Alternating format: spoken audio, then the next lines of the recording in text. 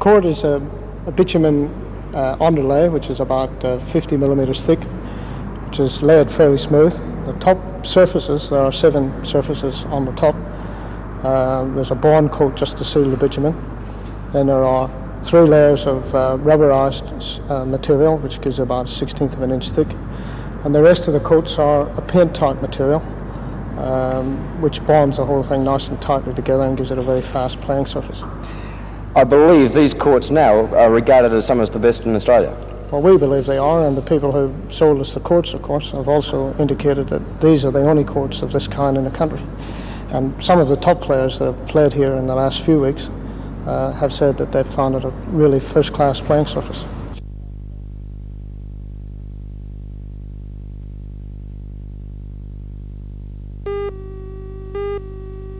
And welcome to the International Sports Centre, where we bring you the match today between Juventus and Aston Villa. Parliamentarians, aldermen, businessmen, NBN executives and well-known academics were among those who gathered to celebrate the Channel's milestone. A few brief words of welcome. I do welcome you to the City Hall. Several members of Parliament were also in attendance. The 21 outgoing federal member for Newcastle, Mr Charlie Jones, as well as state members Mrs Virginia Chadwick, Mr Richard Face and Mr Ken Booth were there to toast NBN's success. The Lord Mayor congratulated NBN on its achievement, and the chairman of the board of NBN, Mr John Pesha, replied on behalf of the station and staff. It's not every day a television station turns 21, so NBN decided to celebrate in style by inviting its many viewers to a party in King Edward Park. The Lions clubs of Wallsend and Port Hunter have set up food and drink stalls, merry-go-rounds, train rides and many other activities for the younger members of the family. All proceeds from these will be donated to the 1983 NBN Telethon in aid of the cancer appeal. Newcastle City Council has provided free parking at both the Bolton and King Street car parks. The event has taken plenty of preparation. Mobile stages have been set up along with a professional sound system. At 7 o'clock tonight, the sounds of the Warren Daily Big Band will fill the park in a big 2-hour concert featuring the carousels and Peter Chase. And as usual, the entertainment's on us. The grand finale comes at 9 tonight with a monster fireworks display.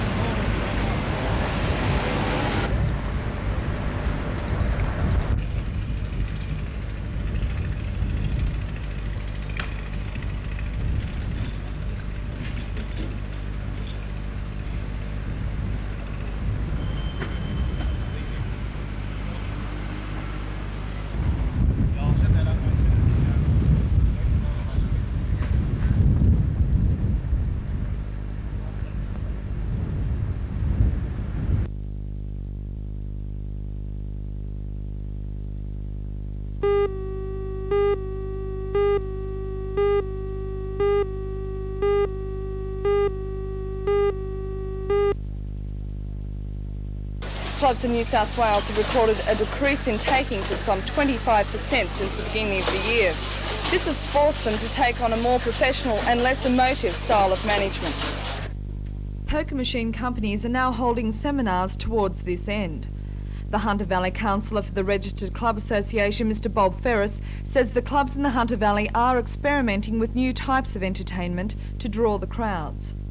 Theatre, restaurants, their bingos, their housies, their hoys, new styles, new ideas of raffles. A lot of them are involving food in one way or another, but they appear to be trying, that is the main thing. So the face of clubs are actually changing? Well, they must change now to be viable. They'll change, and they'll change very quickly. Do you think the government will allow clubs to be agents for instant lottery tickets? I believe that clubs will be allowed to sell instant lottery tickets legally very, very shortly. And what other money-making ventures are the clubs looking at? I believe that they will have $1 and a 50-cent poker machine.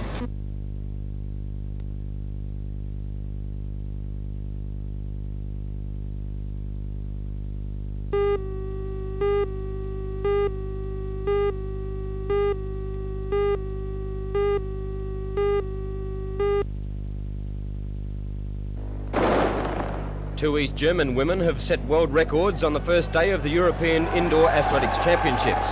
Bettina Wan finished the 60 metres hurdle event in a time of 7.75 seconds. This bettered the record set 3 years ago by Poland's Zofia Belziek of 7.77 seconds. Then Olympic 400 metres champion Marita Koch broke her own best time of 22.63 seconds for the 200 metres. She outclassed the opposition by clocking 22.39 seconds, and in second place was Britain's Joanne Baptisti, who finished almost a second behind her. More than 12,000 ardent skiers gathered at Vasaloppet in Sweden for the world's oldest, largest and longest ski marathon. The 53-mile course commemorates the course taken by King Gustav Vasa, the 16th century founder of modern Sweden, himself an ardent skier. There were many collisions, but no serious injuries, and most competitors managed to complete the course. Canada's Horse Baloo still has an outside chance of winning the overall ski jumping World Cup for the 82-83 season after winning the 90-metre event at Lahti. Overall points leader Matti Nikkanen of Finland only needed to finish second in front of his home crowd to seal overall victory. But despite a prodigious leap of 117.5 metres in the first round, he slumped to third place on the day with just 101 metres in his second round jump, to leave Baloo clinging to a faint hope of overall honours for the season. Nikkanen's second round lapse let Austria's Armin Kogler into the runner-up spot after jumps of 113 and 103 metres. Baloo's first place brought his overall point score to 252 for the season, with Nikkanen on 267. Canada's Laurie Graham won her first World Cup women's downhill event, and the race at Mount Tremblant in Canada was the last for the season. Graham, who comes from Ontario, was clocked in at 1 minute 32.53 seconds, just 4/10 of a second ahead of second place Switzerland's Wailesa. Despite finishing fifth in the race, Switzerland's Doris D'Agostini is the overall World Cup downhill champion, and Graham's win keeps her amongst the top 15 skiers in the World Cup standings. And now to English soccer, and Manchester United came from behind to win the local derby at Manchester City's ground at the weekend. Kevin Reeves gave City a 32-minute lead after a bad defensive lapse by United.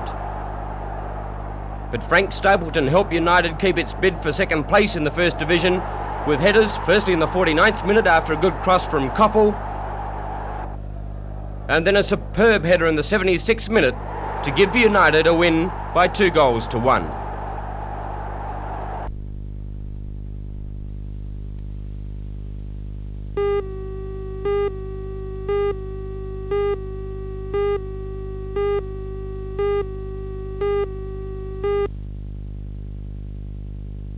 Both the university and the CAE would rather forget the last 2 years. The battle to resist the federal government-enforced amalgamation has been time-consuming and bitter, at times turning one institution against the other.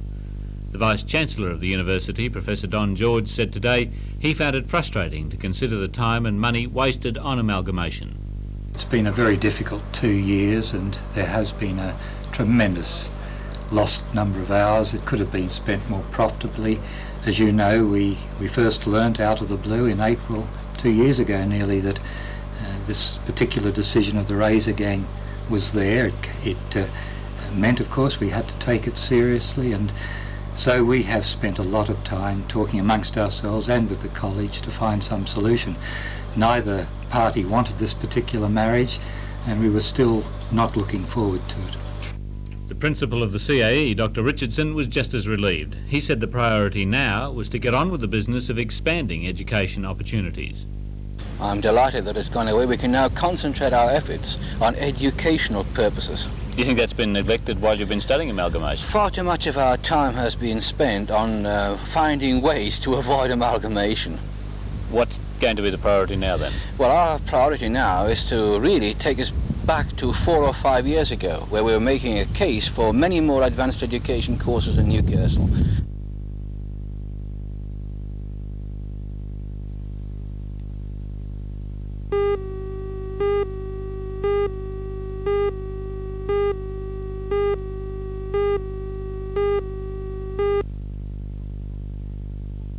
Dr. Bockstrand is conducting a university tour around Australia. He says he is not in the business of offering people solutions, but rather to increase their understanding of their problem and so provide them with choices.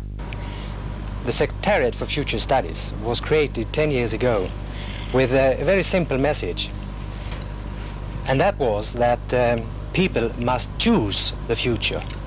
We don't belong to that group of futurists who are trying to tell people what the future is, but we want to help then people in our country to explore what possible futures they have and make up a choice. You've only been here a short time, but what do you see as the future for Newcastle and the Hunter Valley? Oh my goodness, you must have a glorious future. I'm overwhelmed with the beauty. Now at BHP, that's our steelworks here that's having incredible problems at the moment. Can you suggest anything that could possibly help the situation? My answer to this is that all countries, and we have had similar situations as this one in our, and we continue to have situations as this in my country, is that not to opt for easy solutions. We must give ourselves time to discuss what these different choices are out of these solutions, because all countries are going out into a period which is not at all the same as before.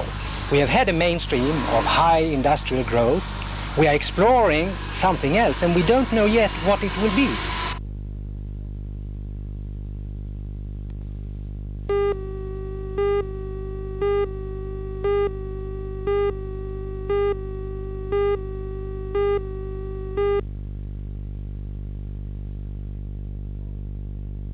At the time when the injury happened, I had 3 years of coaching, and sort of thought I'd get out of that for a while and just take it easy and have a look and see. You know, I didn't want to make a decision until after a bit of a lapse in time. So you know, I had that and had a bit of a think about it, and it's not as much pressure on me as what there is coaching. And I thought, well, you know, I'm still keen, so why not have another run?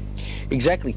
You're obviously not worried about your eye. You're perfectly happy with it. Otherwise, you wouldn't be making a consideration, would you? That's right. If you've got any thoughts in the back of your mind, there'd be no use playing. But I feel completely cured. Right.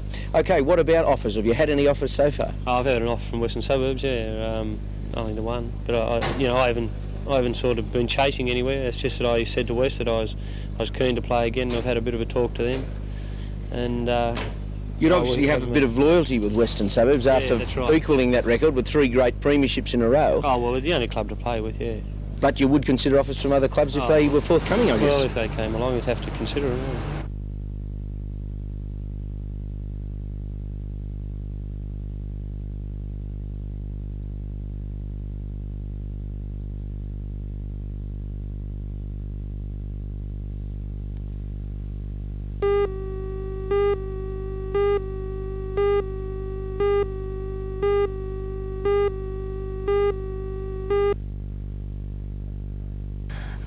Having trained under Gibbo, he's always got something up his sleeve. He's got a new game of touch football that he wants to show us here, come from the United States, a gridiron game. It's part of his training program. And all in all, it's going to be a fairly exciting time up there at Cessnock on Friday night, because we're going to give the Maitland boys the run around as well. Certainly. He is called the super coach, Gibbo. Is that fair description? Well, I'd probably say that as far as new innovations in rugby league are concerned, Jack's always the one that comes up with them. He's got a fairly good record at the moment with Parramatta. He's over the last decade coaching in Sydney, he hasn't done too many wrong things. So you've got to give him that title. I think he justly deserves it at the moment. Okay, how are you settling in at Cessnock, and how does the team look to you? Well, mate, the hardest job I've had to do so far is select the 3 teams, because there's so much pressure for positions, and that's a great thing in my opinion. If each position in the first grade team have pressure on them, I'm doing my job, and the second grade coaches are doing their job, and way down the line. So it's going to be a great year, I think. I think we're going to be up there, but as long as the bookmakers don't know about it, because we're trying to get on out there. Exactly. Neil, you've played with some good footballers in your time. What about the talent at Cessnock, the raw talent? Oh, there's plenty of raw talent. As I said earlier, when I first arrived in the town, it's just a matter of up to me giving them a little bit of finesse, cutting the rough edges off them and turning them into a top-line outfit. Could a team from the Hunter Valley compete successfully in Sydney? I'm damn sure of it. With the right administration, a little bit of right buying, a few top players in the area. Look, the sponsorship's there, the businessmen's there. I think the business acumen's there with the different businessmen I've spoken to in the area. All we need is the green light from the Phillip Street headquarters, and away we go, I'd say.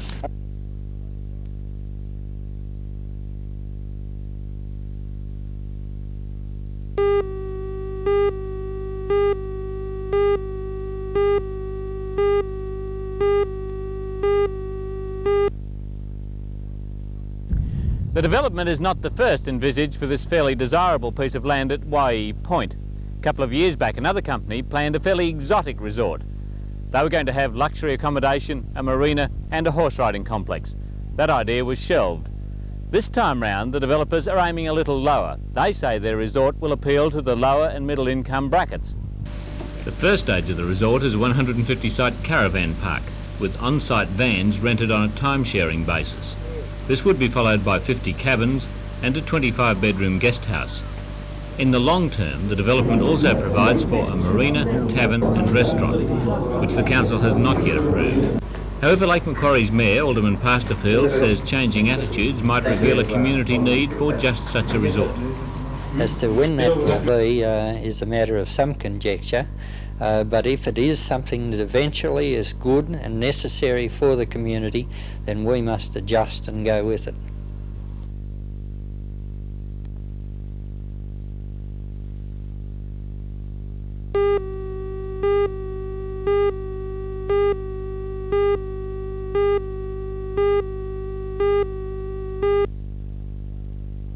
And the starter ready for them.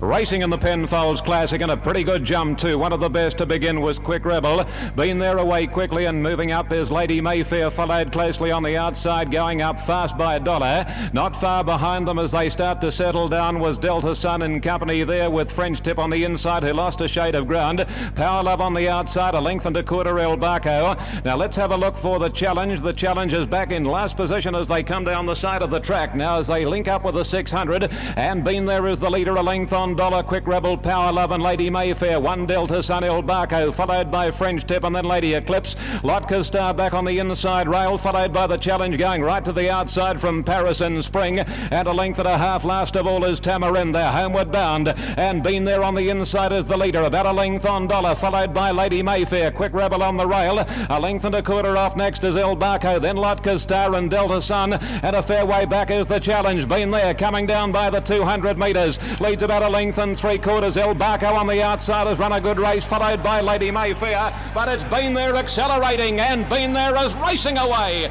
Been there 4 lengths, El Barco, Lady Eclipse and Lotka Star running on, but Been there wins the Classic. After the race, Lee Morn spoke to the winning jockey, Larry Olsen. Peter Cook must have egg on his face. He got off the horse saying he was no good, he'd run last in the slipper. He was quoted as saying that anyway. Well, yes, I read that in the paper too. It's you have to be guarded when making statements about particular horses, because horses do have a habit of making a liar of you. And tell us about the ride from your point of view, looking between his ears. He did what I thought he would do. The owners explained to me that he was a typical Boucher ride, and I had ridden a couple of them, before in races. One particular was Hannah Lee, and she had to be ridden exactly the same way. That is, when they jumped, to sort of let them find their own feet, not to chase them, like they have the speed to lead, but of course try to go to the front as easy as possible and give them as easy a run that you can throughout the race to allow them to kick on down the running.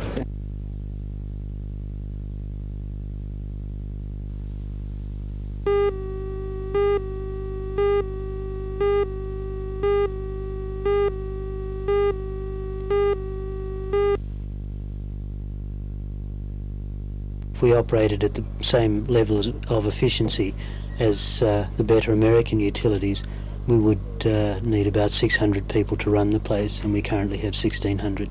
How would you make the Hunter District Water Board more efficient? Well, there are many things involved in that. Better organisation, appropriate promotion, training people to do their jobs better, improvement in organisation and methods. They're all quite standard measures, but there's no single trick. It's a multi-pronged thing to gradually shake the outfit down. The board's salaried staff met today and they say they're disgusted by Dr Patterson's comments against past and present staff. They've called a meeting with the Minister for Water Resources, Mr Whelan, to discuss the situation.